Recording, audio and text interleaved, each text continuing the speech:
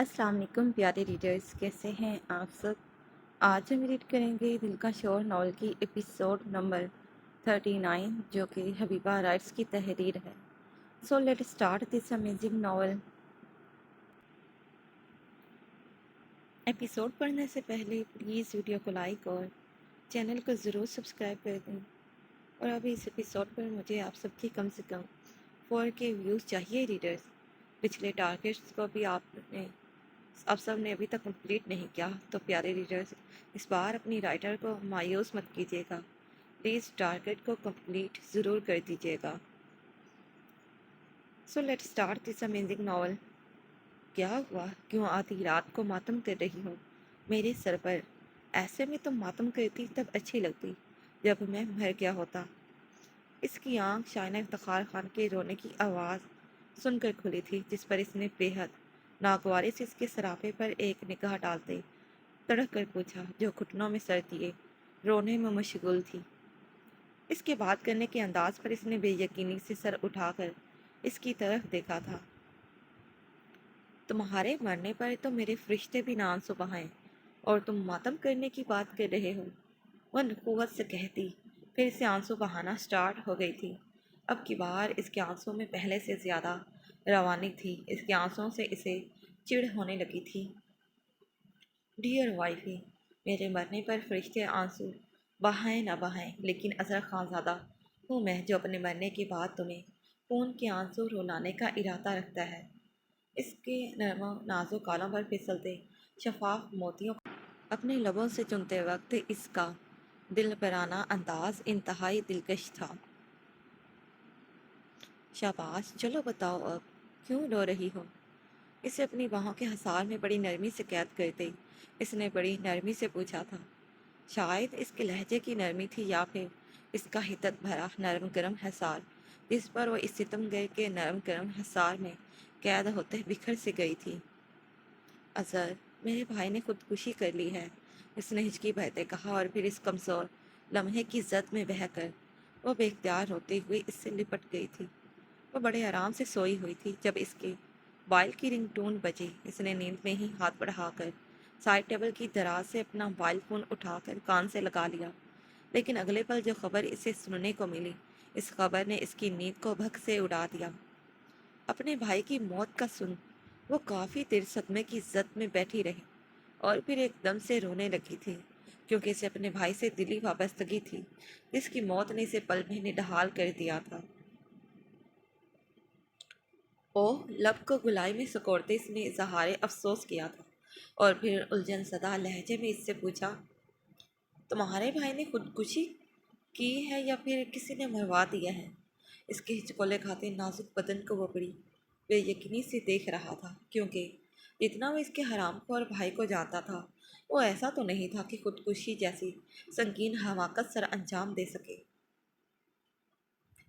मैं चेंज करके आता हूँ, और तब तक तुम भी चेंज कर लो, इसके बाद हम खान वाला चलते हैं। वो इतना कहकर इसके पास से उठ गया, और शाना को शायद इस आलम में कपड़े बदलने का ख्याल नहीं रहता, लेकिन अपने खूबसूरत नाजुक सराफे को इसने स्याह नाइटी में देखते लब काटा था, और फिर यूं ही हिचकियाँ भरते वो चेंज करने ड्रेसिंग रूम में चली गई। डैड, ये आप क्या कह रहे हैं। मुझे कनाडा शिफ्ट करना चाहते हैं आप। मैं कोई सामान थोड़ी हूँ जिसे आप कनाडा शिफ्ट करने का सोच रहे हैं। संडे का दिन था, तो नाश्ते से फारिग होकर वो इस वक्त अरीब खानज़ादा के कमरे में बैठी थी। उसने जब से अरीब खानज़ादा के मुंह से सुना था कि वो कुछ सालों के लिए कनाडा शिफ्ट हो रही है, तब से ही इसके होश हवास उड़े हुए थे। वर्ता हैरत में मुब्तला टुकर टुकर अपने बाप की तरफ देखते इसने इनकी बात मानने से इख्तलाफ किया था। ये मेरा ही नहीं बल्कि तुम्हारे डोरो का भी यही ख्याल है कि तुम्हें अब कनाडा चले जाना चाहिए, उन्होंने बड़ी सहूलत से कहते तुम्हारे डोरो पर जोर देकर सारी बात आरिस खानज़ादा पर उल्ट दी थी, और बंदूक आरिस खानज़ादा के कंधों पर रख कर चलाते, गोया उन्होंने बड़ी होशियारी से अपना पहलू बचा लिया था, और अब बड़े गौर से इसके खूबसूरत सभी चेहरे के बनते बिगड़ते तासुरात चेक कर रहे थे। डोरो क्यों कहेगा ऐसा। आप ज़रूर मेरे साथ कोई गेम खेल रहे हैं। ڈیڈ، اور میں جانتی ہوں اپنے ڈورو کو، وہ مجھ سے دور رہ ہی نہیں سکتا۔ وہ ابھی بھی واحدہ حیرت کا شکار ان کی طرف اپنی بھوری نین کٹورا نم آنکھوں سے دیکھتی ایک بھرم کے ساتھ بولی تھی کہ کہیں نہ کہیں اسے لگتا تھا کہ اس کا ڈورو بھلے اس سے دوری بنائے رکھتا ہو، لیکن وہ اسے خود سے دور جانے کبھی نہیں دے گا۔ یہ ضرور اس کے باپ کی ہی کوئی چال ہوگی جو وہ اب ساری بات عارض خانزادہ پر ڈال گئے تھے۔ دین مائی لٹل پرنسس، تم ایسا کرو، تم اب اپنے ڈورو کے پاس جاؤ، اور اگر وہ میرے سامنے آ کر کہہ دے کہ تمہیں کینیڈا بھجوانے کا سراسر فیصلہ اس کا اپنا ساتھی ہے اور اس میں میرا کوئی عمل دخل نہیں، پھر تو تمہیں یقین آ جائے گا نا مجھ پر کہ میں اپنی لٹل پرنسس کے ساتھ کوئی گیم نہیں کھیل رہا ہوں، بلکہ میں نے تو خود عارض سے کہا کہ وہ پھر بھی سوچ لے، ایک مرتبہ پھر سے اپنے فیصلے پر نظر ثانی کر لے، تاکہ میری بیٹی کو کوئی مسئلہ نہیں ہو۔ لیکن اس کا کہنا تھا کہ تمہیں کوئی مسئلہ نہیں ہوگا، تیکھے انداز میں ابرو اچکا کر کہتے انہوں نے اس کے بھرم کو مٹی مٹی کیا تھا۔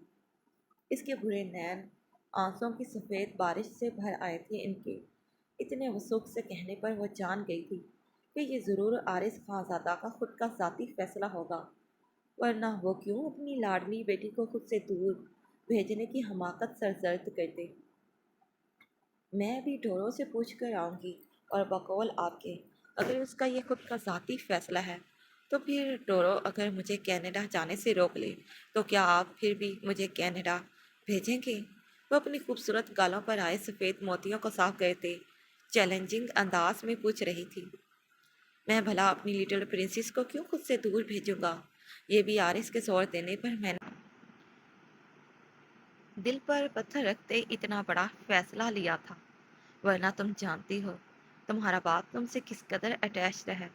تمہارا دور جانا تمہارے باپ کو کمزور کر دے گا، اور میں خود یہ سب کچھ بامشکل برداشت کر رہا ہوں۔ میرا تو کلیجہ ابھی سے پھٹ رہا ہے یہ سوچ سوچ کر کہ میں اپنی لٹل پرنسس کو خود سے دور بھیج رہا ہوں، لیکن عارض نے مجھ سے وعدہ لیا ہے، میں اب اپنی بات سے مکر نہیں سکتا۔ اگر وہ کہہ دے تو اور بات ہے، وگرنہ تمہیں ہر صورت کل کینیڈا جانا ہوگا۔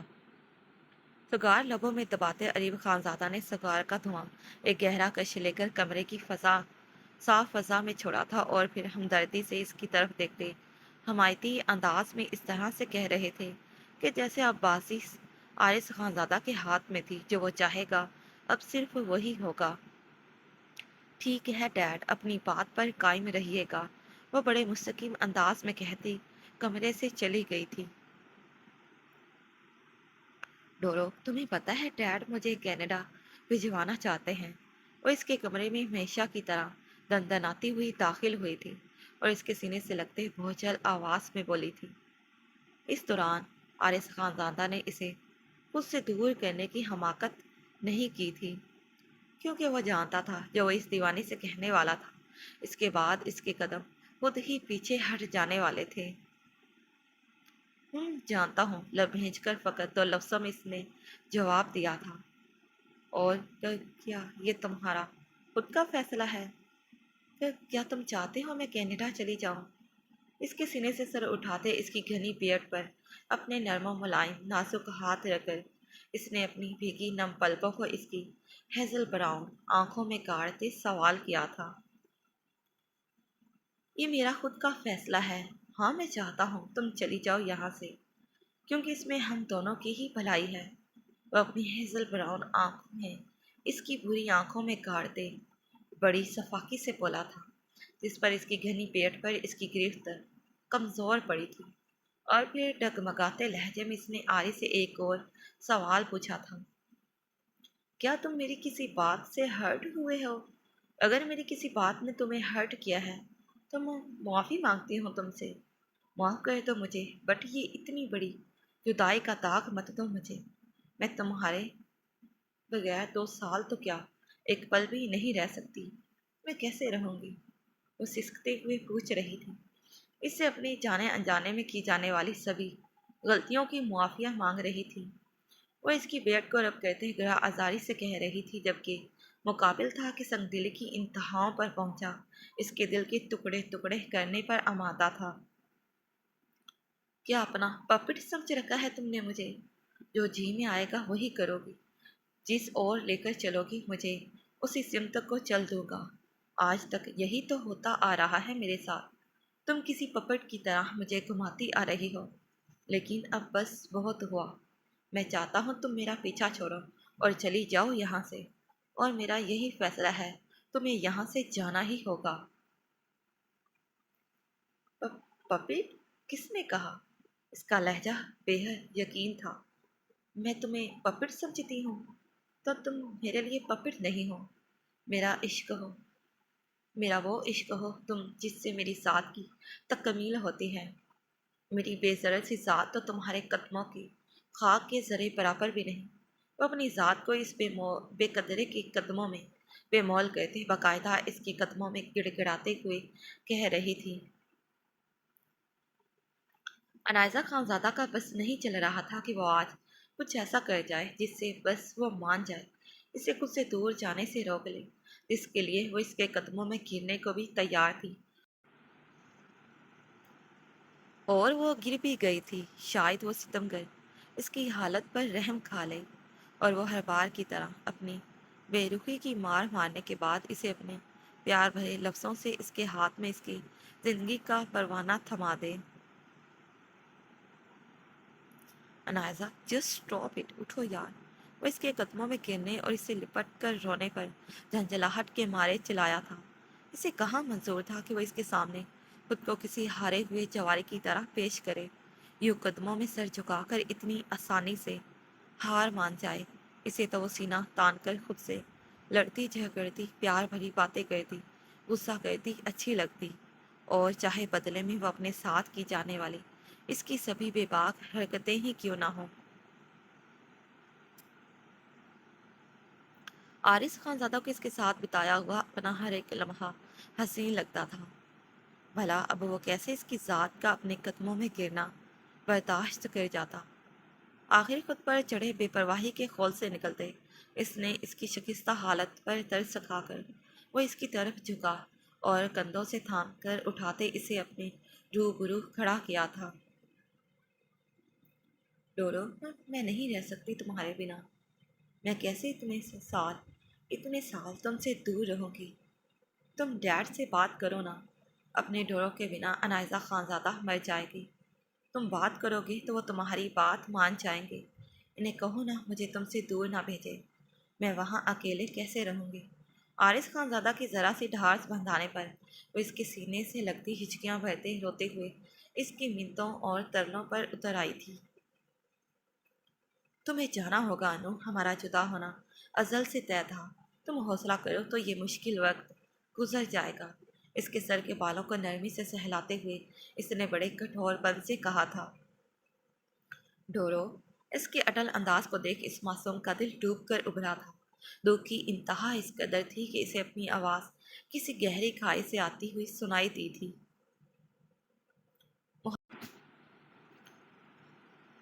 मोहब्बत करती हो मुझसे? इसकी बुरी आंखों में इसने अपनी हेजल ब्राउन आंखों को गाड़ते बड़े मान से पूछा था। बहुत, इसने हिचकी भरते हुए यकलफ्ज़ी जवाब दिया और फिर इसके सीने पर अपने नरम मुलायम लब रखते इस एतराह पर इसके झिलमिलाते भूरे नैन मुस्करा दिए थे। सांसों में नशा बनकर दौड़ते हो। अगर ये नशा ना हो तो सांस लेना मुश्किल हो जाता है। धड़कनों का मध्यम रक्स हो तुम, जिसे सुने बगैर यूं लगता है जैसे सुनने की समात खो जाएगी। और आंखों का नूर हो तुम, जिसे देखे बगैर बेनाई खोने लगती है। अभी भी तुम्हें मेरी मोहब्बत पर शक है? मोहब्बत होती तुमसे तो शायद मुझे तुम्हारी इतनी तलब न रहती। मुझे तो तुमसे रूहानी इश्क हुआ है। मेरा रिश्ता तो तुमसे रूह का है। आरिस खानज़ादा मेरी रूह की तलब है।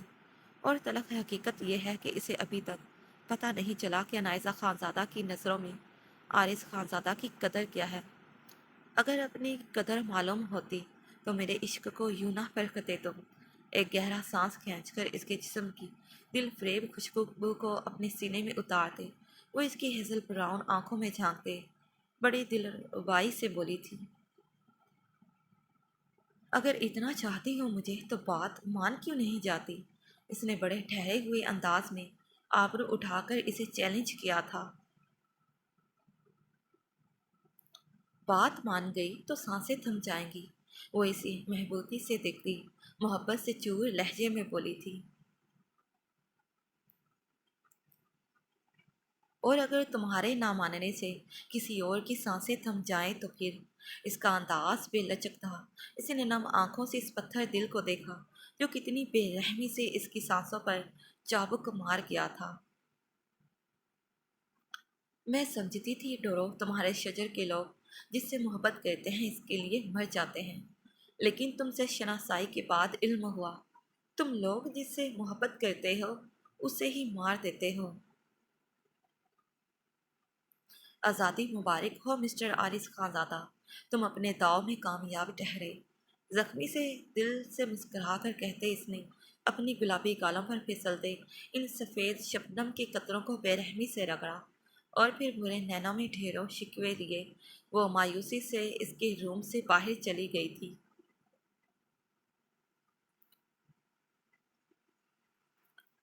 वो जा रही थी, वो चाहती थी वो इसे रोक ले, लेकिन ना इस सितमगर ने इसे रोकना था और ना ही वो रुकी। वो सबसे मिली थी, लेकिन फिर अपनी माँ कायनात बेगम से मिलते वक्त वो अपनों की बेवफाइयों पर खूब जी भर कर रोई थी।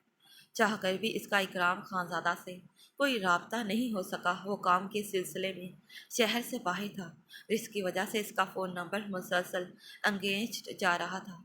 जबकि अज़हर खानज़ादा और शाइना के भाई की अजियत के लिए खानवाला में थे, क्योंकि अज़हर खानज़ादा ने इससे वादा किया था कि वो इसकी मदद करेगा, लेकिन अब इसकी गैर मौजूदगी में इसके साथ इतना गलत हो रहा था कि वो चाह कर भी किसी को मदद के लिए पुकार नहीं सकती थी।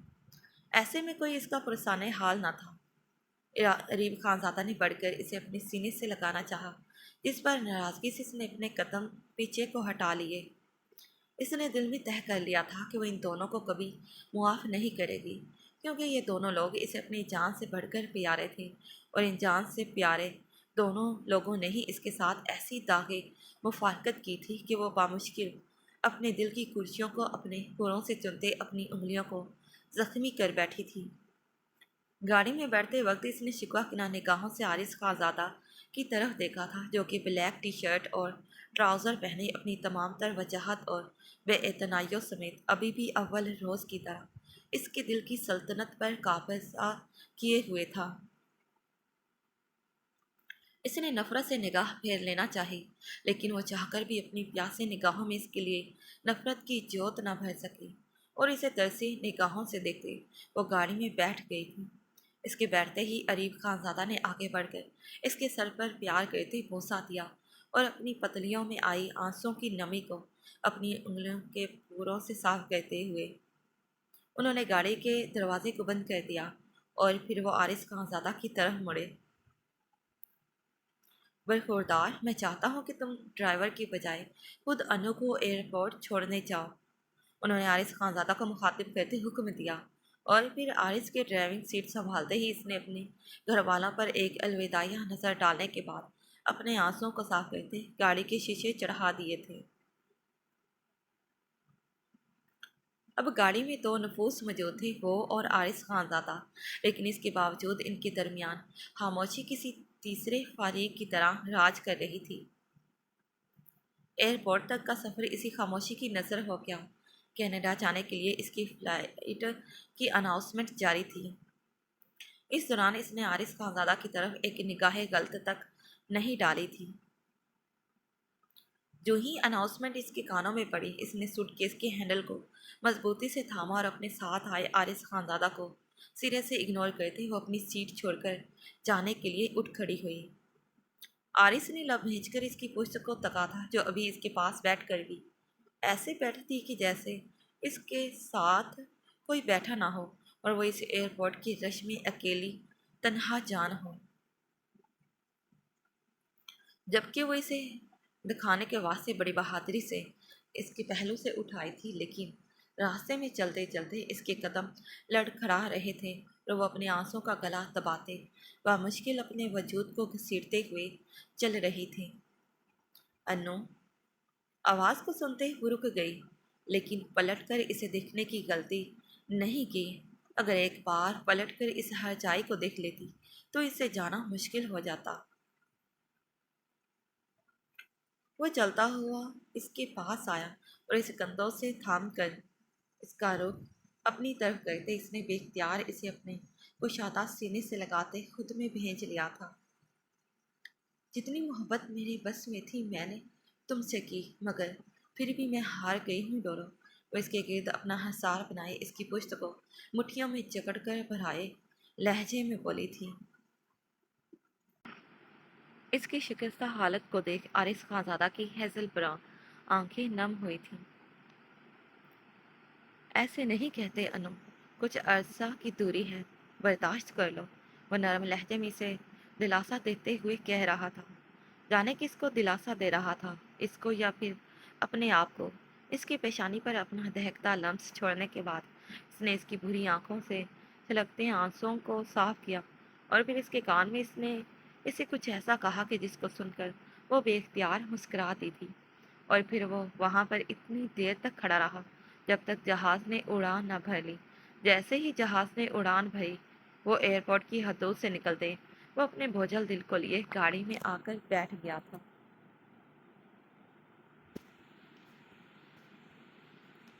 جاری ہے